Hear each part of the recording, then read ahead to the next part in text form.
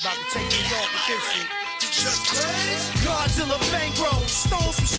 Good evening, Marti Maniacs. This is Marty. This is Marti Mania. After a hiatus last week, I did not shoot a show because it was my birthday. Thank you for saying happy birthday if you did. So I'm back. I'm trying to cover 2 weeks in one. I can't really remember that much that happened last week, but I'm gonna try my best. Extreme Rules is going on as we speak, which is the reason for this merch tonight. It's a very old John Cena Chain Gang headband. Interesting story about this. My dog actually found it in my room somewhere. I didn't feel like changing my shirt or putting on a hat, so I decided to do this. It's too tight for me, so it gives me a headache, so I wear it as a wristband now. Anyway, this Monday night on Raw, there was a thing with Brock Lesnar and John Cena to open the show, which Brock Lesnar didn't show up for or something, which for some reason caused him to beat the hell out of Josh Matthews. I didn't really get why he beat the hell out of Josh Matthews. I don't get why Brock Lesnar is back, or the character they're trying to develop for him. It looks like they're trying to make him the heel in this, but I don't think the audience really cares. They're so excited to see him again. They're still cheering him on. And I think so many people still hate John Cena that they're going to boo John Cena regardless. My producer, could you bring me my iPod? I wanted to share some tweets with y'all from people. I mean, my iPhone. Is it somewhere over there? Well, never mind. Don't worry about it. I don't want to get specific anyway, but there's some people on my timeline that were talking about how they can't wait to see John Cena lose tonight. But what I found interesting was I didn't see anyone that said they wanted Brock Lesnar to win tonight. I talk about this almost every week. I'm going to go ahead and say it again. If y'all are done with John Cena, stop booing John Cena. Cheer the person he's facing. Y'all still giving John Cena attention, which is going to keep him in the main event. Because guess what? The one pay-per-view he wasn't main eventing, I don't remember what pay-per-view that was. Do you remember what pay-per-view that was? Remember a while back he didn't main event a pay-per-view? Anyway, whatever the pay-per-view was, see, I can't remember what it's called. That's the point, because nobody cared about it. What else happened on Raw this week? A Bella twin. I don't know which one. Which Bella one, Ariel? I think it's Nikki. Nikki Bella, according to my producer. She is a Bella twin fan, by the way. So I know she's happy about that. Congratulations, team and the Bella twins, Ariel. She goes, thank you. But she took the title from Beth Phoenix. And after the previous SmackDown, she was in a match with Beth Phoenix and won the match due to Kelly's interference. Now, by WWE 12 rules, Kelly probably should have got the title match, but I don't know. She got a new outfit and everything, and she still didn't get her title shot. But Beth Phoenix and Nikki Bella had a lumberjail match Monday night, and I thought what's funny about it is that Beth Phoenix lost because she hurt her ankle, and wound up losing the title. So once again, Beth Phoenix can defeat the whole Divas roster, but cannot beat herself because she hurt her own ankle in a botch, which is what I keep saying about Beth Phoenix, and lost the match. So take that how you want it. She lost. Oh, I remember something that happened last week. I think Lord Tensei beat John Cena. I don't know where they're going with this Lord Tensei thing either. They keep trying to make it work, and it's just kind of boring. He is A-Train. He came back and fought R-Truth again this week, which, I mean, it was a match that happened. There wasn't really anything to say about it, but CM Punk and Chris Jericho are still continuing their thing, which ends tonight. Could be in it right now. I don't really know what's going on at the pay-per-view right now, but CM Punk versus Chris Jericho. It's CM Punk versus Chris Jericho just started? Timing is phenomenal, people. So CM Punk and Chris Jericho, the Phil sobriety test. If you follow at MartiMania on Twitter, I just kept talking about how it looked like Jeff Hardy. It looked just like Jeff Hardy to me. The way he was walking, the way he's like, tell him stop yelling at me, stop screaming at me. It was so Jeff Hardy. But I remember on SmackDown a couple years ago, he impersonated Jeff Hardy perfectly. This week when he was pretending to be drunk, he did it again. it would have been more realistic if he needed to be high. Apples and oranges. Joints and beers. What you gonna do? It's Jeff Hardy. I'm trying to think of something else that happened on Raw this week. I don't know. The thing with CM Punk, he did mess up the alphabet saying it backwards, but it was hilarious. I thought the thing with CM Punk was really cool. I like that Chris bought him a beer basket, and he gave it back except for one. He held one to act like he was drinking, which that's the hardest phone conversation I've ever seen in my life. He's on the phone like... It was weird, but I guess it led to the story being told a certain way. Eve got appointed some kind of position in John Laurinaitis' administration. This kind of reminds me of JBL's cabinet, except JBL was not a general manager, and hopefully Randy Orton did not take a dump in Eve's purse. So I want to say it was Amy Weber. He did that too. I don't know. I don't know what's going to happen with this. John Laurinaitis stuff is getting boring as hell to me already. So I'll go back to Raw later if I can remember anything else from it. But SmackDown this week was, half of it was the damn Raw rebound again. I don't know why we have to watch this twice. Raw was mostly talking, and then we had to have a couple great matches on SmackDown, and then more of Raw's talking. Cody Rhodes and The Big Show had a match tonight. Are y'all anything about the match tonight with Cody Rhodes and Cody Rhodes won. Cody Rhodes won, so he got his title back. Was it Intercontinental Championship?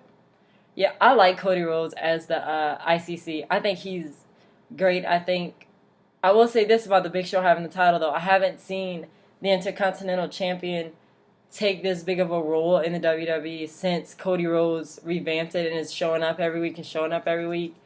Agreed. You said agreed? She agrees with me. Smart girl.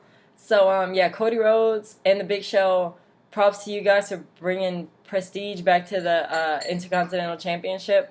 I like that it's the old school championship. I think that's really cool. So that's, props to them that we're even having to talk about it, because the U.S. title is being defended on the pre-show at WWE.com. See what I'm saying? Let's give it to someone that matters. There's something I'm going to add. You want to add? Why does Ryback not face regular wrestlers? He's been fighting, freaking jobbers for, the last month. I know if y'all heard what she said, but the question is, and we'll get into him too, why is Ryback not fighting active wrestlers? I don't know why Ryback is not fighting active wrestlers. I think Ryback is the truth, and I said this on Twitter. I'm so surprised that this is, Hello? What's his name? Goldberg. Skip Sheffield. Oh, yeah. And he's back, and he's Ryback, and he's really, really good. I enjoy Ryback. I think he's better than Skip Sheffield, that's for sure. If there was some way for Ryback to fight Skip Sheffield, he'd kick Skip's ass. I don't know why he's been fighting these jobbers. And another issue I have with Ryback's jobbers, for some reason, they want to talk, and I don't know why. And then on top of that, all the NXT people go watch. Yes. What the hell? And the NXT people go stand around the corner and watch. Speaking of NXT people, this is something very exciting for me on SmackDown. Titus O'Neil is on SmackDown. But wait. I know. Who cares? But Darren Young is his tag team partner. If you know me, you know from NXT 1, I have been a Darren Young fan from the first time I saw him. People say, have ulterior motives? I don't know. But I was so happy to see him on SmackDown 2 times. And they're hyping them as the rise of the new talent and blah, blah, blah. And it's really cool. Finally, someone I think deserves that title is having it. I like their default music. I'd like to see the two of them go up against the Usos. I really enjoy the Usos. Not as much as my sister does. She is in love with the Usos. Yes, indeed. Yes, sir. Alberto Del Rio, speaking of my sister, is back too. And he is, of course, being Alberto Del Rio and being awesome. I'm ready for him to get some kind of title contention. It's about time. Mark Henry has been getting this weird push lately where they keep putting him against champions. It's like if the champion doesn't have anyone to fight, put him against Mark Henry. But don't give him a belt. And they were talking about how Mark Henry waited 17 years to get the title, how he had to wait so long to get the title. But the thing is, what aggravates me about that is that... You're going to put him in the show. This is Louis, for those of you who don't remember. Cena.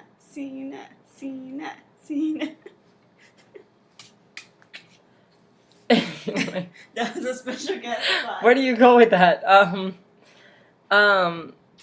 I'm actually really distracted right now. So, yes, they were talking about how it took Mark Henry 17 years to get the belt, and I thought about it and I was like, CM Punk was complaining about waiting his whole 6 Oh my God, years. I'm so sorry. Botch. Sorry. So anyways, CM Punk was complaining about waiting 6 years, and it made me think, and I was very aggravated about that, because I'm like, really? It used to take these guys 17 to 20 years, and now Daniel Bryan, Sheamus, CM Punk, although I love him, Alberto Del Rio, these guys really haven't, to me, earned their spot to be even considered for these kind of titles. To me, you have to wait at least 5 years to get considered for World Heavyweight or WWE Champion, because now it's like, if you have fans that are cheering you on and more than 3 hours worth of footage on YouTube, title.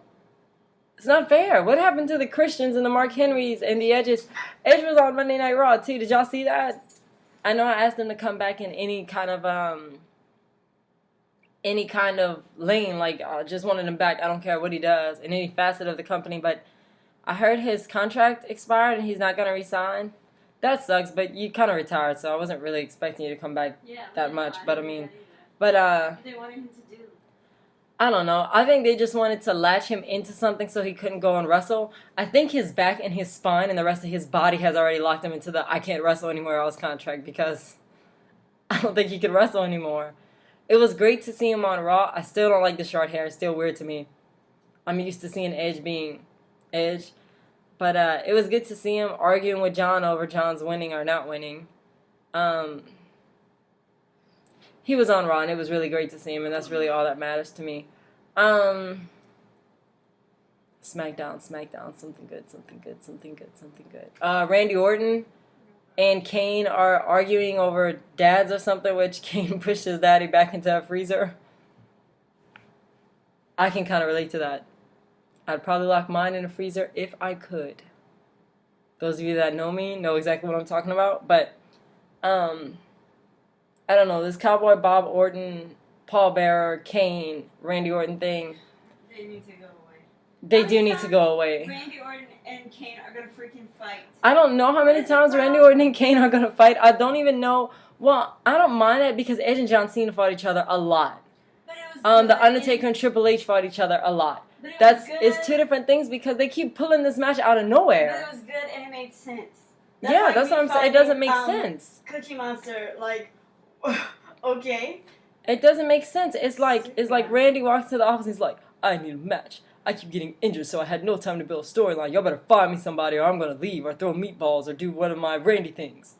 Or take birth control pills. I'm going to do something crazy and wild. And they're like, whoop, pull Kane out of hat and put him right there in front of Randy and like, go. Now you main event a pay-per-view.